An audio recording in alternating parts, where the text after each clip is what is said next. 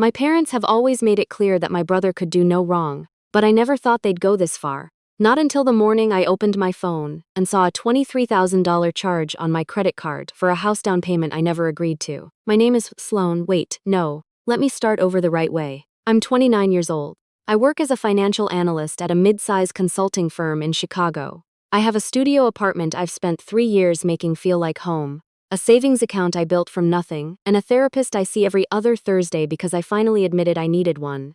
That's the version of me that exists today. Getting here took longer than it should have, and cost more than money. Growing up, my brother was the sun our family orbited around. Not because he earned it. That was just how it had always been. The way some things in families are never explained but simply accepted. Like a rule written in invisible ink that everyone can read except the person it hurts most. He's 3 years younger than me, and from the time he was old enough to ask for things, he got them. I learned early that asking for things meant justifying myself. He just had to want. The clearest memory I have of this is from when I was 15. I'd been working at a coffee shop after school since I was 14, saving up for a used laptop because mine had stopped holding a charge. I'd shown my mom the one I'd picked out. $340, secondhand, fine condition. She looked at it, said it was a lot of money, and told me maybe I could wait another few months. 2 weeks later, my brother mentioned offhand that he wanted a gaming setup. By the end of that month, there was a brand new PC in his room worth close to $2,200. When I asked why, my dad said my brother needed it for developing his interests. I needed it for homework, but somehow that didn't register the same way. That's the house I grew up in. 2 sets of rules, 2 sets of expectations, 1 daughter who learned to handle her own business, and 1 son who learned that someone else always would. I moved to Chicago at 22 for a junior analyst position. I didn't ask my parents for money to move. I subletted a room from a coworker, ate a lot of rice and canned soup, and built something from scratch. It took 4 years to get promoted, 3 more to get to where I am now. My brother meanwhile cycled through ideas. A food truck that never launched, a fitness app with no users. A brief period where he was going to become a real estate investor. My parents funded every phase without question, and every time something collapsed, he moved back in and they reset. I'm not resentful of his choices. I genuinely stopped being angry about the gap in our treatment years before this happened, or at least I thought I had. Therapy helped me understand that what I grew up with had a name and that I wasn't dramatic for feeling it. What I hadn't fully accepted was how deep the entitlement ran. Not just in my brother, but in all 3 of them. The call came on a Sunday afternoon in early March. I was folding laundry when my mom's name lit up my phone. She doesn't call on Sundays unless something's happened, so I picked up. She opened the way she always does when she wants something. Warm, almost giddy, like she's about to share the best news. She told me my brother had finally found direction. He'd been looking at a house in their suburb, a fixer-upper in a good neighborhood, a real investment opportunity. He was ready to put down roots. She was so proud. She wanted me to be proud too. I said that was great. I meant it, mostly. Then she told me about the plan. Because my brother didn't have the credit history or the savings for a down payment, my parents had come up with a solution. They wanted me to co-sign the mortgage. It would just be temporary, they said. Just until he could refinance in a year or 2. My name wouldn't really mean anything, it was just to get the paperwork through. I set down the shirt I was folding. Moms, I said, co-signing a mortgage means I'm legally responsible for it. If he doesn't pay, it's my debt. It goes on my credit. It follows me. She said she understood that, but this was family, and family helps each other. I asked her what help she'd given me when I was 22 and moving across the country with $800 in my checking account. There was a pause. Then she said that was different, that I had always been so capable and independent, that I never needed help the way my brother did. I've heard this my whole life, repackaged 100 different ways. You're so strong. You've always figured things out. You don't need us like he does. It sounds like a compliment. It isn't. It's a justification for never showing up.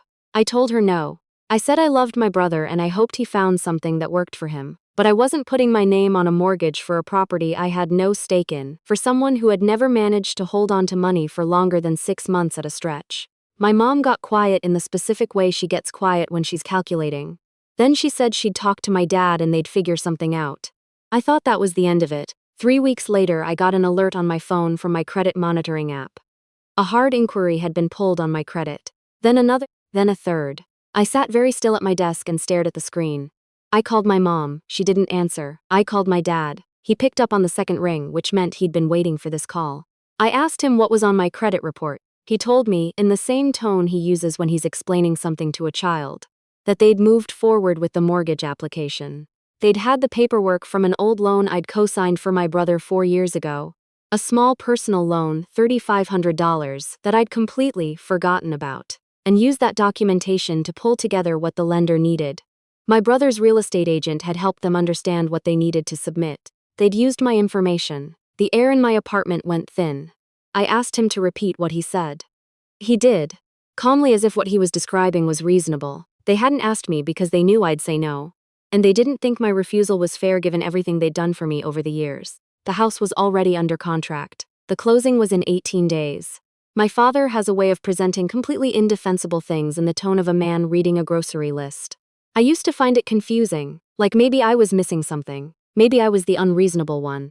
Therapy had taught me to recognize that tone for what it is. He wasn't calm because this was acceptable. He was calm because he'd never once faced a real consequence for anything he'd done to me. I told him I was going to call my bank. He said I should think very carefully about what I was doing.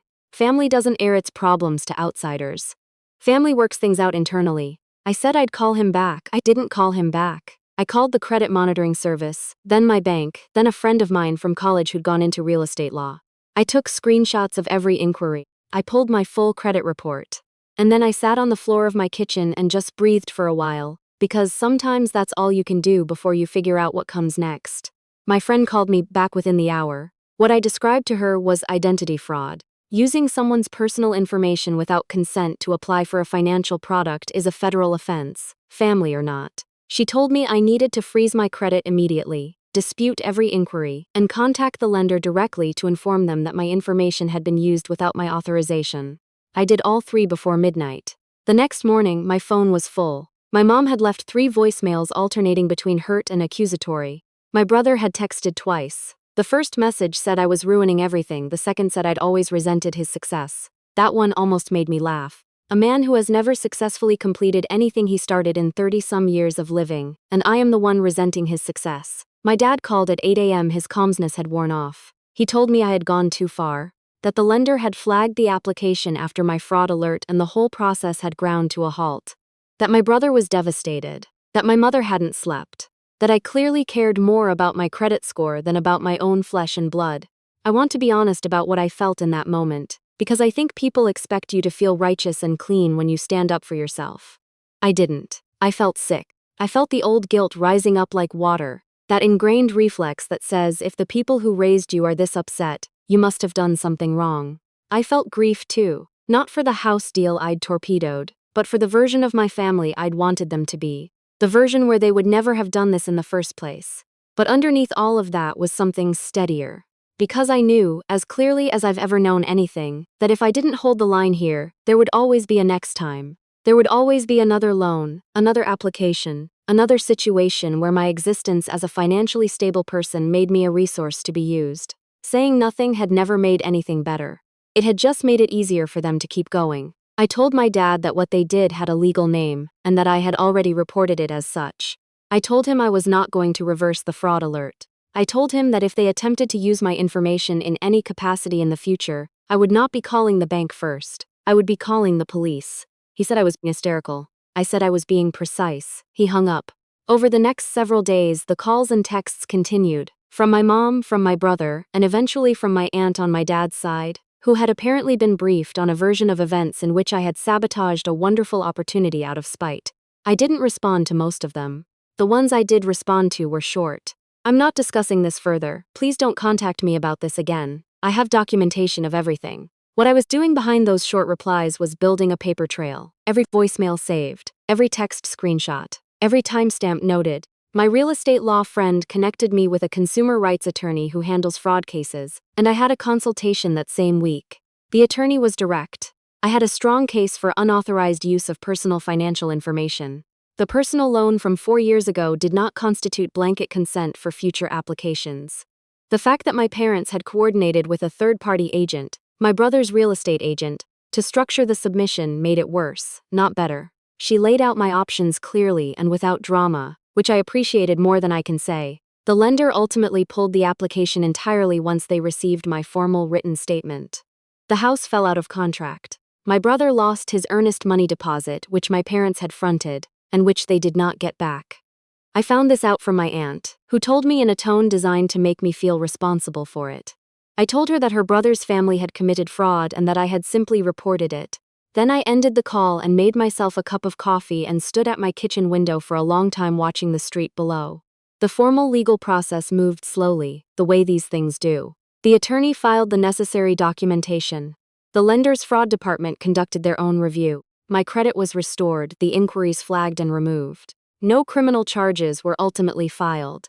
My attorney advised that the civil documentation and the formal record were sufficient protection going forward, and that proceeding criminally would be a lengthy process with uncertain outcomes for a case where no money had actually transferred to me. What mattered, she said, was that the record was clear and that I was protected. What mattered to me was something harder to articulate. This had been building for 29 years. Every second-hand thing I'd been handed while my brother got the new one. Every "you're so capable, you don't need our help." That was actually just permission to stop showing up for me. Every time I'd bitten down on the unfairness and smiled through a holiday dinner and told myself that keeping the peace was worth it. It wasn't worth it. It never had been. I had just been too conditioned to say so. I went no contact with my parents for 2 months. Not dramatically, I didn't send a letter or make a declaration. I just stopped answering. I let the calls go to voicemail. I let the guilt texts pile up unread. I went to therapy twice a week instead of once. I took a long weekend and drove up to Michigan and rented a cabin by myself and spent 3 days hiking and reading and eating whatever I wanted for every meal. And I cried once on the second night for a long time, and then I felt better. My best friend, the only person outside of my attorney and my therapist who knew everything, came to visit halfway through those 2 months. We walked along the lakefront on a cold March evening and she asked me how I was actually doing, not the fine version I gave everyone else. I told her I was sad and relieved in equal measure, and that I didn't know what to do with that combination. She said that sounded about right.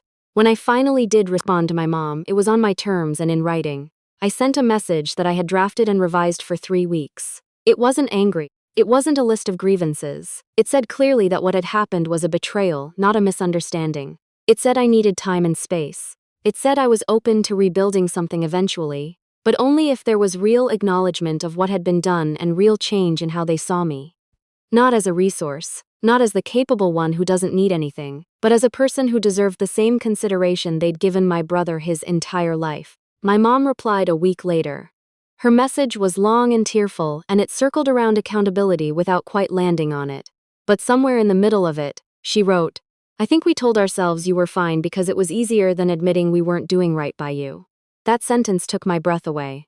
Not because it fixed anything, it didn't, but because it was the most honest thing she'd said to me in years, maybe ever. My dad didn't write. My brother did, eventually. His message was 3 sentences. He said he'd been thinking about what happened. He said he'd never really thought about what I'd built by myself because he'd never had to build anything that way. He said he was sorry, not for the house specifically but for the whole pattern, and he knew that didn't cover it. It didn't cover it. But it was something I hadn't expected, and I held on to it. 6 months out from that Sunday afternoon phone call, I'm not going to tell you everything is resolved because it isn't. My relationship with my parents is in a kind of suspended negotiation. We've had 2 conversations since my mom's message, both careful and a little stiff, both with more listening than usual. I don't know what it becomes. I'm trying to stay open to that without putting my peace on hold waiting for it. What I know is this. I spent most of my life being the strong one because nobody gave me a choice. I carried my own weight and theirs because I'd been taught that was just how it was. And the moment I stopped, the moment I said no to carrying something that wasn't mine to carry and meant it, followed through on it, refused to unmean it, my whole life got quieter in a way I hadn't realized I was desperate for. My credit is fine, my apartment is the same. My Thursday therapy sessions continue. Last month, I started looking at condos, because for the first time in my adult life, owning something of my own feels real rather than just theoretical. Nobody is a good cosign for me. I don't need them to.